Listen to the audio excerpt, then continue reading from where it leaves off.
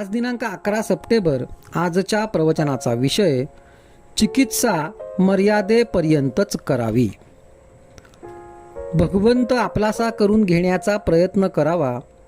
अभिमान सोडून जर असा प्रयत्न चालू ठेवला तर सद्गुरू कृपा झाल्याशिवाय राहत नाही.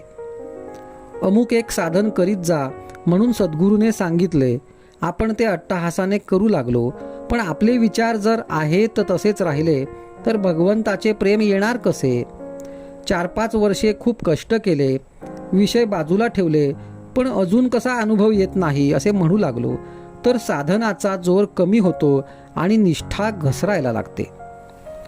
जे काही होणार ते सद्गुरूच्याच इच्छेने, त्याच्याच प्रेरणेने होते अशी आपली ठाम श्रद्धा पाहिजे. साधनाचे प्रेम तो भगवंतच देतो हे आपण विसरून जातो. आपण पूर्वी काही साधन करीत नव्हतो ते आता करू लागलो असा साधनाबद्दलचा अभिमान बाळगू लागलो तर काय उपयोग? सद्गुरूच्या पायावर एकदा डोके ठेवले की काहींचे काम होते. यात सद्गुरू पक्षपात करतात असे कसे म्हणता येईल? आपलेच कुठेतरी चुकत असले पाहिजे याचा विचार करावा. आजवर देवाचे नाव घेणे बरे असे वाटत होते, परंतु घ्यायचे काही जमले नाही. ते आता घेऊ लागलो, हे त्याच्या कृपेने घेऊ लागलो, हे नाही का समजू? प्रपंचात मनुष्याला धीर हवा. आपण भगवंताच्या स्मरणात निर्धास्तपणे असावे. फार चिकित्सा करण्याने नुकसान होते. विद्येचे फळ काय? तर आपल्या मनाला जे बरे वाटेल त्याची चिकित्सा न करता ते करायचे आणि आपल्याला जे करायचे नाही त्याची चिकित्सा करीत बसायचे. चिकित्सा मर्यादेपर्यंतच असावी. ती मर्यादेबाहेर गेली की आपण काय बोलतो हे आपल्यालाच कळत नाही. एक मुलगा रोज तालमीत जातो आणि चांगले दूध तूप खातो, पण तो जर दिवसेंदिवस वाळू लागला आणि हडकुळा दिसू लागला तर त्याला काहीतरी रोग आहे असे नक्की समजावे. त्याचप्रमाणे सध्याच्या सुधारणेने माणूस पाण्यावर, हवेत, जिकडे तिकडे वेगाने जाऊ लागला आहे खरा, पण तो दिवसेंदिवस जास्त असमाधानी बनत चालला आहे. हे काही खऱ्या सुधारणेचे लक्षण नाही. परिस्थिती वाईट आली म्हणून रडू नका, कारण ती बाधतच नसते. कोणत्याही कालात कशाही परिस्थितीत आपल्याला आनंदरूप बनता येईल. आजपर्यंतचा आपला अनुभव पाहिला तर आपण केले असे थोडेच असते.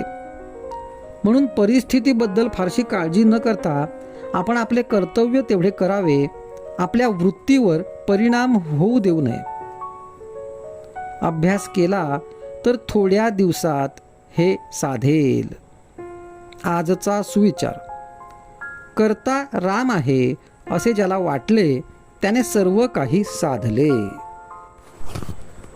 आज दिनांक 12 सप्टेंबर आजच्या प्रवचनाचा विषय नाम अभिमानाचा नाश करते. दुसऱ्याचे घर जळले हे कळल्यावर एकाने त्यास पत्र लिहिले की भगवंतावर विश्वास ठेवून समाधानात राहावे.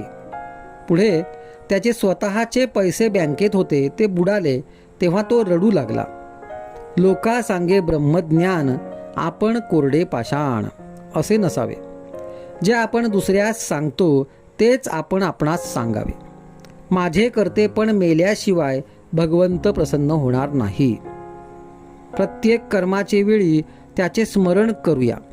नफ्याचे वेळी अभिमान उत्पन्न होतो, तोट्याचे वेळी दैव आठवते. म्हणून दोन्ही प्रसंगी करते पण नसावे. देवाच्या हातात मी बाहुलीप्रमाणे आहे असे मानावे. खोटे करते पण घेतल्यामुळे खरे रडावे लागते. लहान अर्भकाप्रमाणे निरभिमान असावे. मनुष्याचे हाती काही नाही, सर्व रामाचे हाती आहे. यश देणे न देणे तुझ्या हाती आहे असे म्हणून रामास शरण जावे. जगात अनेक शोध लागत आहेत, त्यात शरीर सुखभोगाच्या साधनांचेच शोध जास्त आहेत. परंतु खऱ्या सुखाचा शोध, शाश्वत समाधानाचा शोध एक साधू संतच करू शकतात. त्यांनी समाधानाची म्हणून जी काही साधने सांगितली आहेत त्यांचा अवलंब केला तर आपल्याला खात्रीने समाधान मिळेल. आज आपल्याला समाधान का मिळत नाही? तर आपला अभिमान त्याच्या आड येतो. कर्म करीत असताना किंवा केल्यावर त्याबद्दल अभिमान झाला नाही तर आपल्याला भगवंताचे प्रेम लागून समाधानाची प्राप्ती होईल यात शंका नाही. किती साध्या गोष्टीत आपला अभिमान डोके वर काढीत असतो पहा. एक गृहस्थ होते. त्यांना एक मुलगी होती. ती वयात आली. दिसायला ती साधारण बरी होती. जवळ पैसाही होता. परंतु त्या मुलीचे लग्न 5-6 वर्षे कुठेही जमू शकले नाही. पुढे तिचे लग्न झाल्यावर तो म्हणाला, माझ्या मुलीचे लग्न मी थाटात करून टाकले. त्यावर त्याला कोणी विचारले, मग 2-4 वर्ष आधीच का नाही केलेत? तेव्हा तो म्हणाला, त्यावेळी जमले नाही. मग आता जमले म्हण की, मी केले असे कशाला म्हणतोस? असो, अभिमान घालवायला भगवंताला मनापासून शरण जाणे हा उपाय साधू संतांनी स्वतः अनुभवून सांगितला आहे. एकदा माणूस एखाद्या घराण्याला दत्तक गेला की त्याच्या मुलाला काही त्या घराण्याचे नाव लावण्यासाठी पुन्हा दत्तक जावे लागत नाही. तसेच एकदा रामाच्या पायावर डोके ठेवून, रामा मी तुझा झालो आणि तू माझा झालास असे अनन्यतेने म्हटल्यावर त्यापुढे होणारे आपले प्रत्येक कर्म हे त्याचेच होईल. ते त्याला अर्पण करण्याची जरुरी नाही. म्हणून होईल ते कर्म त्याचेच मानावे. कोणतेही कर्म अर्पण केले असताना अर्पण करणारा उरतोच, तर तसे न व्हावे. आजचा सुविचार. सत्कर्माने अभिमान मरत नाही, भगवन नामाने आणि सत्संगतीने तो मरतो. आज दिनांक 13 सप्टेंबर. आजच्या प्रवचनाचा विषय शुद्ध भावनेशिवाय सर्व व्यर्थ. भगवंताला शरण जाण्यात देहबुद्धी आणि अभिमान आड येतो, परिस्थिती आड येत नाही. ती व्यसनाच्या आड कुठे येते? अभिमान जाण्यासाठी उपाय म्हणजे जे जे कराल ते ते भगवंताला अर्पण करावे. तोच करता आपण काहीच करीत नाही अशी भावना ठेवावी, म्हणजे अभिमानही भगवंताला अर्पण करावा. आपण भगवंताशी काही ना काही कारणाने संबंध ठेवावा. त्याच्याशी बोलावे, त्याचे नाम घ्यावे. नामासारखे दुसरे खरे साधन नाही. वासरू घेऊन गेले म्हणजे जशी गाय पाठीमागून आपोआप येते, त्याप्रमाणे नाम घेतले की भगवंत त्या मागे येतो. ज्याला एकदा नामाची गोडी लागली की त्याला प्रपंचाची भीती वाटू लागते. विषय त्याला कडू वाटू लागतात. परमात्म्याच्या नामाने संसार बिघडतो हे म्हणणे चुकीचे आहे. नाम घ्यायचे म्हणून कर्ममार्ग सोडू नये. नामाची गोडी ज्याला आली त्याचीच कर्मे सुटतात. नामाचा अनुभव नाही असे म्हणणे खोटे आहे. आपण ते जितके घ्यावे तितके घेतच नाही. नामात प्रेम येईल असे करावे. जन्माला आल्यासारखे नामाचे होऊन राहावे. भगवंत आपल्या नामस्मरणात आहे. शुद्ध भावनेशिवाय सर्व व्यर्थ आहे आणि भाव शुद्ध होण्यासाठी सत समागमा वाचून दुसरा उपाय नाही. एकदा त्याचे होऊन राहिले म्हणजे तोच सर्व उपाय काढतो. मी अमुक एक साधन करीन असे म्हणू नये. परमेश्वरा तूच माझ्या हातून करवून घेणारा आहेस अशी दृढ भावना ठेवावी. समजा आपण एक व्यापार केला, त्यासाठी एकाने आपल्याला भांडवल दिले, तर त्या माणसाला आपण कधीही विसरत नाही. त्याचप्रमाणे ज्या भगवंताने आपल्याला विद्या, पैसा, प्रकृती दिली त्याला आपण कधीही विसरू नये.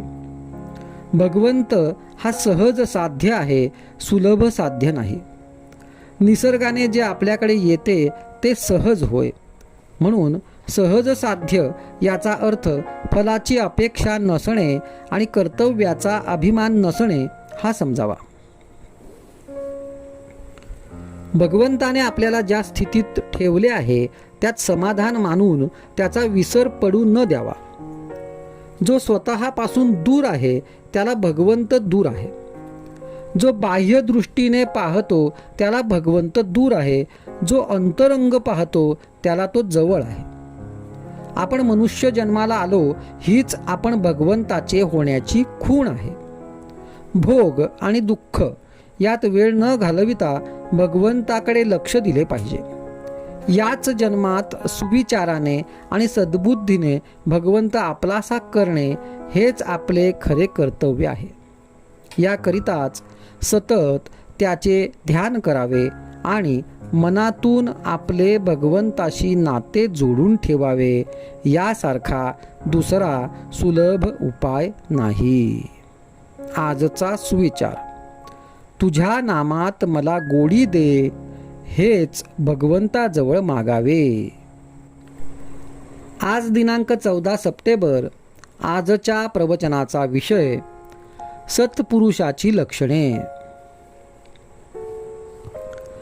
जो पुष्कळांना मनापासून आवडतो तो मनुष्य चांगला, असा मनुष्य अजरामर होतो.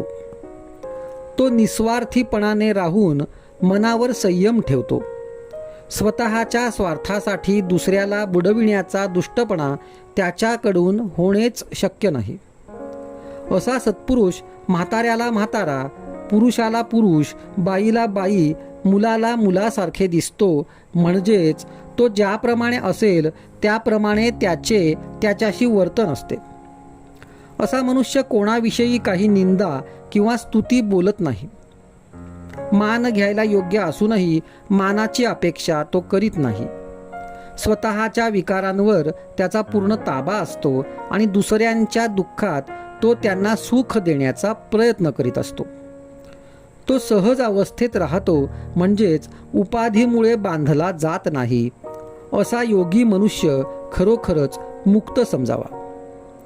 अशा लोकांनाच संत म्हणतात आणि ते जी जी कर्मे करतात ती भगवंताच्या प्रेरणेनेच आणि भगवंतासाठीच असल्यामुळे त्या कर्मांच्या पासून जगाचे कल्याण घडते. संतांच्या प्रत्येक कर्मामध्ये तुम्हाला प्रेम, दया, परोपकार, निस्वार्थीपणा आणि भगवंताची निष्ठा याच गोष्टी आढळून येतील. अंतरंग ओळखायला स्वतःपासून सुरुवात करावी. माझे चुकते कुठे हे पाहावे. दुःख भोगण्याची मला पाळी आली म्हणजे मार्ग चुकला म्हणावे. ज्याला सुखदुःख बाधत नाही तोच खरा समाधानी. मी रोज नामस्मरण करतो, 4 वर्षे माझे भजन नाही चुकले असे आपण म्हणतो, पण मी हे सर्व करतो अशी सारखी आठवण ठेवली तर काय उपयोग. मी मेहनत घेतो पण थोडक्याने नाचते, ते या अभिमानामुळे. जोपर्यंत अभिमान सोडून भगवंताचे स्मरण मी करीत नाही तोपर्यंत ते स्मरण कसे म्हणावे. भगवंताशिवाय इतर जाणीव ठेवून मी त्याच्याशी अनन्यपणे वागतो असे कसे म्हणता येईल. मी तुम्हाला खरेच सांगतो, तुम्ही रामाकडे कर्तेपण द्या आणि त्याच्या इच्छेने वागा. तुमची देहबुद्धी नष्ट झाल्याशिवाय राहणार नाही. खुणेने जावे, संतांनी सांगितलेल्या मार्गाने जावे म्हणजे मार्ग सापडतो. खरी तळमळ लागली म्हणजे मार्ग दिसतो आणि खरी कळकळ असली म्हणजे त्यात प्रेम निर्माण होते. भगवंताने माझी आपत्ती दूर करावी हे म्हणणे वेडेपणाचेच आहे. संकटे, आपत्ती आल्या म्हणून भगवंताला विसरणे हे केव्हाही योग्य नाही. देहबुद्धीचा नाश नामाच्या स्मरणात आहे खास. नामात प्रेम येत नाही याचा विचार करीत राहिलो तर नामाचाच विसर पडतो हे कुठे ध्यानात येते. उगीच विचार करीत नाही बसू. समुद्र ओलांडून जाण्याकरिता रामाचे नाव घेऊन जी वीट ठेवली ती राहिली हे लक्षात ठेवा. आजचा सुविचार: चमत्कार करणे हे संत लक्षण नव्हे. संत चमत्कार दाखवावा म्हणून चमत्कार करीत नाहीत. आज दिनांक 15 सप्टेंबर. आजच्या प्रवचनाचा विषय अखंड अनुसंधान हेच संताच्या चरित्राचे मर्म. कोणत्याही देवाच्या उत्सवाचा मुख्य हेतू हा की आपल्याला त्याचे स्मरण अधिकाधिक व्हावे. भगवंताचे स्मरण भगवंताच्या प्राप्तीसाठीच करायचे असते. भगवंताच्या नामाने सर्व प्रकारच्या दुरितांचा नाश आपोआप होतो. नाम घेऊन प्रापंचिक सुख मागणे म्हणजे कामधेनू मिळत असताना ती टाकून गाढव मागण्यासारखे आहे. नामाने प्रत्यक्ष भगवंत घरी येत असताना पैसा, लौकिक किंवा संतती आपण मागितली तर ते दुःखालाच कारण होते. नामात स्वतःला विसरायला शिकावे, असे स्वतःला विसरणे म्हणजे समाधीच समजावी. नाम घेत असताना स्वतःचा विसर पडणे ही सर्वोत्कृष्ट समाधी होय. जो नामामध्ये इतका रंगला की त्याला स्वतःचा विसर पडला, त्यालाच माझे चरित्र कळेल. नुसत्या तर्काने ते कळणार नाही. सत्पुरुषाचे चरित्र हे जास्त मानसिक असते. त्याच्या चरित्रामध्ये देहाच्या हालचालींना दुय्यम महत्त्व असते आणि चमत्कारांना तर फारच कमी महत्त्व द्यायला पाहिजे. देहाच्या कोणत्याही अवस्थेमध्ये भगवंताचे अखंड अनुसंधान असणे हेच संतांच्या चरित्राचे खरे मर्म आहे. आपण स्वतः भगवंताला चिकटल्याशिवाय दुसरा तसा चिकटलेला आहे किंवा नाही हे कळत नाही. म्हणून संताच्या चरित्रकाराने स्वतः नामामध्ये रंगून जावे आणि नंतर त्याची आज्ञा घेऊन चरित्र लिहावे. खरे म्हणजे संताचा चरित्रकार जन्माला यावा लागतो. मी रामाचा उपासक आहे तरी मला शंकराचा भक्त फार आवडतो. शंकर आणि श्रीकृष्ण ही एकाच परमात्म स्वरूपाची दोन व्यक्त रूपे आहेत. हरिहरांमध्ये भेद नाही असेच श्रुती स्मृतीही सांगतात. श्री शंकरालाही अत्यंत प्रिय असलेले रामनाम आपण अखंड घ्यावे. श्री शंकरापासून श्री समर्थांच्या पर्यंत जे जे महासिद्ध होऊन गेले त्या सर्वांनी रामनाम कंठी धारण केले. रामनामाचा 3.5 कोटी जप जो करील त्याला त्याच्या देवतेचा अनुभव आल्याशिवाय राहणार नाही. रामनामाचा आधार घेऊन सर्वांनी राम जोडावा. राम तुमचे कल्याण करील हा विश्वास बाळगावा. मी देव पाहिला आहे, पण ज्या डोळ्यांनी देव पाहायचा असतो ते हे डोळे नव्हेत. ते ज्ञानचक्षु असतात आणि भगवंताचे नाम सतत घेत गेल्याने ते प्राप्त होतात. माझ्याकडे येऊन शिकायचे असेल तर ते हेच की काळजी न करता परमात्मा सर्व करतो ही भावना ठेवायला शिकावे. जिथे नाम आहे त्याच्या आसपास मी घोटाळत राहतो. तुम्ही अखंड नाम घ्या म्हणजे सदा सर्व काळ माझ्या संगतीचा लाभ घडेल. आजचा सुविचार: ज्याच्या मुखी नाम आहे त्याच्या हृदयामध्ये माझी वसती आहे. आज दिनांक 16 सप्टेंबर. आजच्या प्रवचनाचा विषय: भगवंताकडे मन लावावे व देह प्रारब्धावर सोपवावा. खरोखर प्रारब्धाचे भोग कुणालाही टळत नाहीत. प्रारब्धाचा संबंध देहापर्यंतच असतो, मनाशी नाही. देहास सुखदुःख प्रारब्धाने मिळते. दुःख कोणालाही नको आहे, पण ते येते. सुखाचेही तसेच आहे. प्रारब्ध म्हणजे कृतकर्माचे फळ. हे चांगले वा वाईट असू शकते. सुखाचे भोग आले तर माणसाला काही वाटत नाही, पण दुःखाचे प्रसंग आले की मनुष्य म्हणतो, मी देवाचे एवढे केले, मी अमक्या अमक्या सत्पुरुषाचा आहे, मग मला असे दुःख का भोगावे लागते. पण त्याला हे समजत नाही की हा सर्व आपल्याच कर्मांचा परिणाम आहे. त्याला देव किंवा संत काय करील. समजा आपल्याला काही पैशाची जरुरी आहे आणि आपल्या ओळखीचा माणूस किंवा अगदी जवळचा नातेवाईक एखाद्या मोठ्या बँकेचा मॅनेजर आहे, पण आपल्या स्वतःच्या नावावर बँकेत जर पैसे नसले तर तो काहीही करू शकत नाही. फारच झाले तर तो आपल्या स्वतःच्या खिशातून काही पैसे देईल. त्याचप्रमाणे आपल्या प्रारब्धात जर सुख नसेल तर ते कुठून मिळणार? संत फार तर जरुरीप्रमाणे आपले दुःख स्वतः सोसून आपला भार हलका करील इतकेच.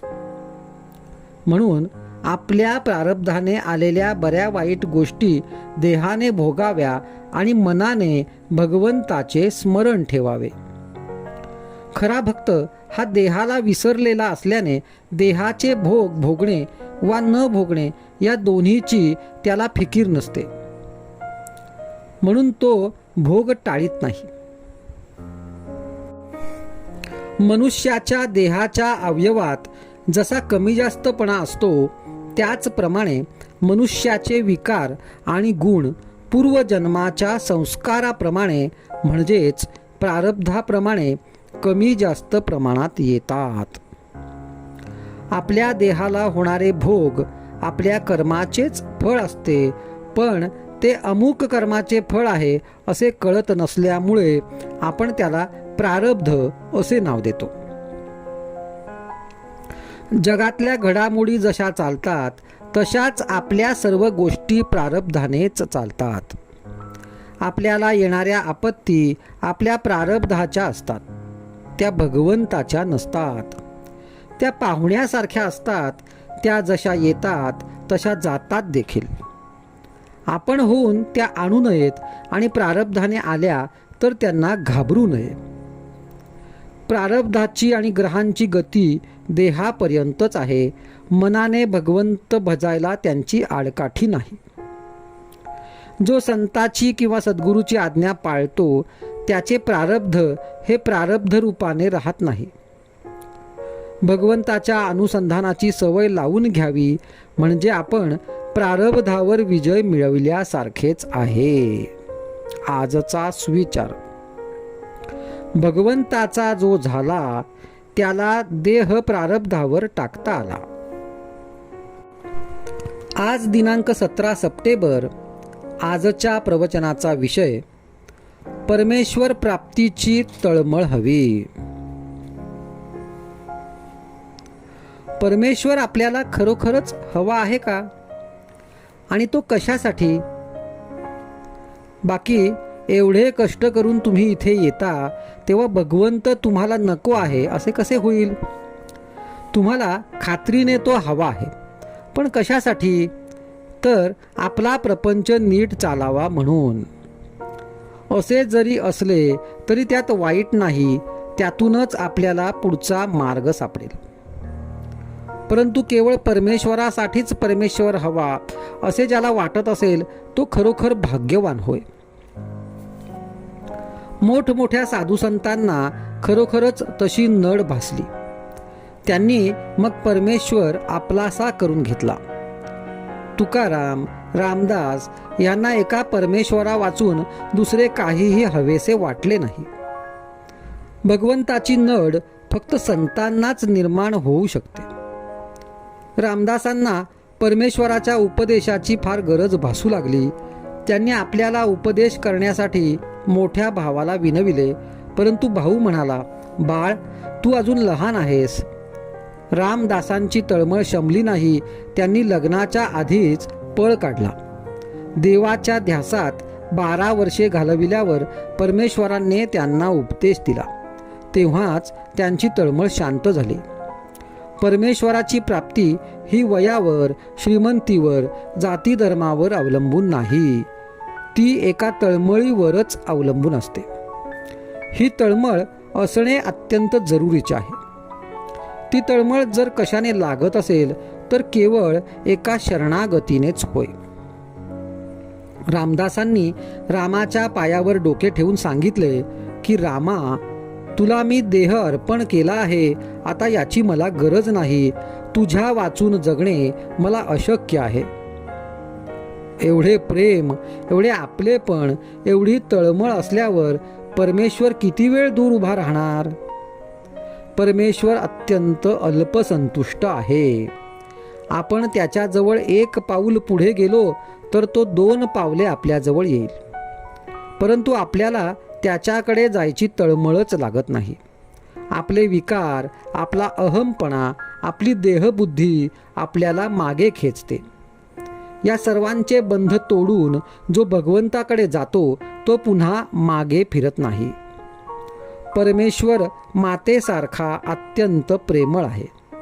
कोणत्या आईला आपले मूल जवळ घ्यावेसे वाटणार नाही, परंतु मध्येच हे विकार आड येतात. खरोखर भगवंताचे नाम हे मधला आडपडदा दूर सारते, आपली देहबुद्धीची आसक्ती दूर करते, परमेश्वराकडे जायची वाट मोकळी करते आणि सरळ आपल्या हाताला धरून थेट भगवंतापर्यंत नेऊन पोचवते. हे नाम तुम्ही आपल्या हृदयात सतत जागृत ठेवा. आजचा सुविचार. आपण नामाची जागृती ठेवली तर विकारांना बाहेर पडता येणार नाही.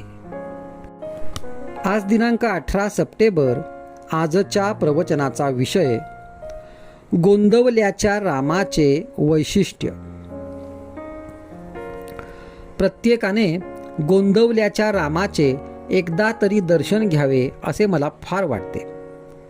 ह्या रामाचे वैशिष्ट्य असे आहे की त्याच्या पुढे उभे राहिले म्हणजे आपल्या अवगुणांची तो जाणीव करून देतो. हेच काम विशेष महत्त्वाचे आहे, कारण दोषांची जाणीव झाली तरच मनुष्य त्यातून सुटण्याचा प्रयत्नाला लागेल. आपल्याला एखादा रोग झाला आहे असे समजले तरच मनुष्य त्यातून मोकळा होण्याच्या प्रयत्नाला लागेल. तसे दोषांची जाणीव झाली तरच मनुष्य त्यातून सुटण्यासाठी रामाची प्रार्थना करून त्याला शरण जाईल. शरणागतावर कृपा करणे हे रामाचे ब्रीदच असल्यामुळे तो त्याला त्यातून सोडविलच आणि त्याचे काम होऊन जाईल. चांगला वैद्य कोण? तर जो रोग्याला भूक उत्पन्न होईल असे औषध देऊन नंतर त्याला भरपूर खायला देतो आणि ते पचेल असे औषध देऊन त्याला निरोगी आणि सशक्त बनवितो तो. तसाच माझा राम आहे. म्हणून प्रत्येकाने त्याला एक वार तरी पाहावे असे मला मनापासून वाटते. मंदिरामध्ये मुक्त द्वार असावे, पण ते कुणाला? तर फक्त भगवंताच्या उपासकाला. भगवंताच्या उत्सवाला थोडेच लोक जरी जमले पण ते नामात राहणारे असले तर तो खरा आनंद आहे. उगीच पुष्कळ लोक जमावेत हा हेतू नसावा. मंदिर हे भगवंताच्या उपासनेचे मुख्य स्थान आहे, म्हणून ते अगदी साधे असावे आणि तिथे उत्तम उपासना चालावी. मंदिर नेहमी भिक्षेवरच चालावे. मंदिरातून व्रताची आणि ब्रीदाची माणसे उत्पन्न झाली पाहिजेत. भगवंताला उपासना प्रिय आहे, म्हणून सोन्याची मंदिरे बांधण्यापेक्षा दगडमातीच्या मंदिरामध्येच उपासना वाढवायचा प्रयत्न करावा. भगवंताच्या इच्छेनेच सर्व चालले आहे ही भावना ठेवून जे येईल त्याला नको म्हणू नये आणि जे येत नाही त्याबद्दल दुःख करू नये. आपल्याला भगवंताचा विसर पडला आहे. त्याचे स्मरण होण्यासाठी आणि ते सतत टिकविण्यासाठी भगवंताचे उत्सव करणे जरूर आहे. एखाद्या माणसाला पुष्कळ नाती असून तो जसा वेगळा राहू शकतो, त्याप्रमाणे भगवंत सगळ्या ठिकाणी राहूनही आपल्या हृदयात राहू शकतो. तो सूर्याच्या प्रकाशासारखा एके ठिकाणी राहून सर्व ठिकाणी सत्ता रूपाने राहतो.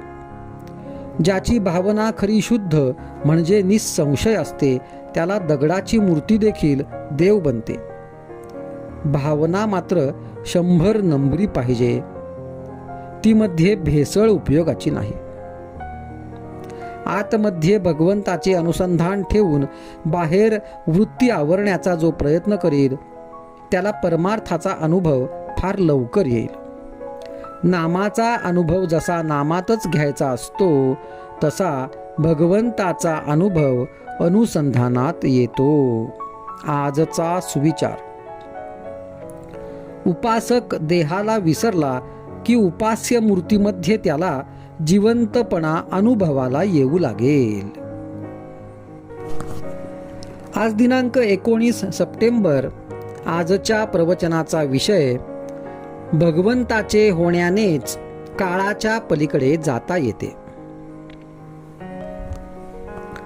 आपल्या जीवनाचा सारखा विकास होतो आहे, म्हणून आपण आज जिथे आहोत त्याच्या मागे काल होतो आणि आज जिथे आहोत त्याच्या पुढे उद्या आपण जाऊ. हे जरी खरे तरी आज आपण जे करायला पाहिजे ते न केले तर एखाद्या वेळी उद्या मागे जाण्याचा प्रसंग आपल्याला येईल. पुढचा जन्म हा आजच्या जन्मातूनच निर्माण होतो. तेव्हा आपण आज चांगले असलो तर अंते मतिही सा गतिही या नियमाप्रमाणे पुढचा जन्म आपल्याला चांगलाच येईल.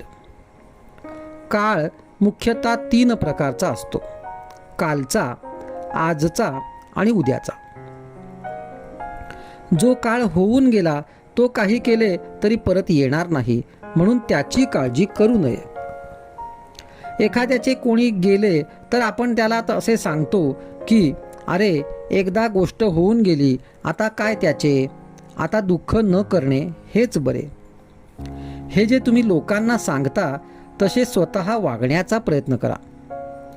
मागे होऊन गेल्याची विवेकाने विस्मृती पाडता येते, तसेच पुढे काय होणार हे माहीत नसल्यामुळे त्याची काळजी करू नये.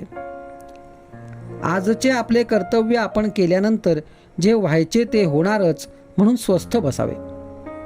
मागची आठवण करू नये किंवा गेल्याचे दुःख करू नये आणि उद्याची किंवा होणाऱ्या गोष्टीची काळजी करू नये. सध्या आपल्याला कालाच्या पलीकडे जाता येत नाही आणि कालाच्या पलीकडे गेल्याशिवाय भगवंत मिळणार नाही अशी अवस्था आहे. जगात घडामोडी सारख्या होत आहेत आणि आपली तळमळ कायम आहे. आपल्याला जी तळमळ लागते ती आपल्या अपुरेपणामुळे, अपूर्णतेमुळे लागते. कोणीही मनुष्य जन्माला आला की भगवंताला आनंद होतो, कारण सत्य स्वरूप प्रत्येकाला कळावे अशी भगवंताची इच्छा आहे आणि हे कार्य फक्त मनुष्य जन्मामध्येच शक्य आहे. यासाठी भगवंत आपल्याला समजण्यासारखा आहे हे प्रत्येकाने लक्षात ठेवावे. याकरिताच आपल्याला भाव, इच्छा, तळमळ आज मनातून उत्पन्न व्हायला पाहिजे. पुष्कळ चांगला स्वयंपाक केला आणि मीठ घालायचेच राहिले तर काय उपयोग? भाव जर दुजा ठेवला तर भजन चांगले झाले असे कसे म्हणावे? भक्तीचे 9 मार्ग सांगितले आहेत, त्यातल्या कोणत्याही एकाचेच पूर्ण भाव ठेवून परिशीलन केले तरी त्यात बाकीचे 8 येतात. आपल्याला जे कळले ते आपल्या आचरणात आणावे हे खरे ऐकणे होय. जो आपल्या रक्तामासात मिसळतो आणि रोजच्या वागण्यात आणता येतो तोच खरा वेदांत होय. आणि आपल्या कर्तव्यामध्ये भगवंताचे स्मरण ठेवणे हेच सर्व वेदांताचे सार आहे. आजचा सुविचार: वेदांत हा रोजच्या आचरणात आणला पाहिजे. आज दिनांक 20 सप्टेंबर. आजच्या प्रवचनाचा विषय: प्रपंचाची आठवण हेच दुःखाचे कारण. आपण रामापाशी मागावे एक, तुझे इच्छेने सर्व जगत चालते देख. त्यातील मी एक पामर, रामा तुला कसा झालो जड. रामा अन्यायाच्या कोटी, तूच माय घाली पोटी. माते लागी आले शरण, त्याला नाही दिले मरण. ऐसे ऐकिले आजवर, कृपा करी तू रघुवीर. दाता राम हे जाणून चित्ती, म्हणून आलो दाराप्रती. आता रामा नको पाहू अंत, तुझविण शून्य वाटे जगत. ज्याचा ज्याचा मी केला स्वार्थ, ते ते झाले दुःखाला कारण. आता रामा कोठे जाऊ, तुला टाकून कोठे राहू. ऐसे कोठे पहावे स्थान, जेथे होईल समाधान. आता असो नसो भाव, मी रामा तुझा झालो देख. आता कसे तरी करी, मी पडलो तुझ्या दारी. आता लौकिकाची चाड, नाही मला त्याची आवड, हे ठसावे चित्ती कृपा करी रघुपती. आता मनास येई तसे करा, माझे मी पण हिरोनी जाई. जोवर देहाची संगती, तोवर मी माझे ही वृत्ती. राहील अभिमानाला धरून, तेथे न राहे कधी अनुसंधान. काळोख अत्यंत मातला, घालवायला उपाय न दुजा सुचला. होता सूर्याचे आगमन, काळोख जाईल स्वतः आपण. प्रपंचातील संकटे अनिवार, माझ्या बोलण्याचा करावा विचार. आता कष्टी न व्हावे फार. प्रपंचाची आठवण, हेच दुःखाचे मूळ कारण. तेच घोकीत बसल्याने, न होई आनंद रूप स्मरण. सुखदुःखाची उत्पत्ती, आपलेपणात आहे निश्चित. स्वार्थ म्हणजेच आपलेपण, म्हणून माझे मीच दुःखाला कारण. आपण आपलेपणाने वागत गेले, सुखदुःख चिंता शोक ह्यांचे मालक व्हावे लागले. अमुक व्हावे अमुक होऊ नये, याचे कसे होईल त्याचे कसे होईल, ही चित्ताची अस्वस्थता, याचे नाव चिंता. सुख दुःखे चित्ताची न राहे स्थिरता, तीच त्याची खरी अवस्था. सुखदुःख परिस्थितीवर नसते, आपल्या जाणीवेवर अवलंबून राहते. ज्यात एकाला सुख वाटते, तेच दुसऱ्याला दुःखाला कारण होते. दुःखाचे मूळ कारण जगत सत्य मानले आपण. देहाने कष्ट केले फार, त्यातील फळाचा घेऊन आधार. फळ नाही हाती आले, दुःखाला कारण ते झाले. आपले चित्त झाले विषयाधीन, नाही दुःखास दुसरे कारण. मागील गोष्टींची आठवण, पुढील गोष्टींचे चिंतन, हेच दुःखाला खरे कारण. याला उपाय एकच जाण, अखंड असावे अनुसंधान. प्रपंच न मानावा सुखाचा, तो असावा कर्तव्याचा. वृत्ती होऊ द्यावी स्थिर, चित्ती भजावा रघुवीर. चित्ती भजावा रघुवीर. आजचा सुविचार. रामा सुखदुःख दोन्ही, केले अर्पण तुझे चरणी. आता मनास येई तैसे ठेवी, या वीण दुजे न मागणे काही.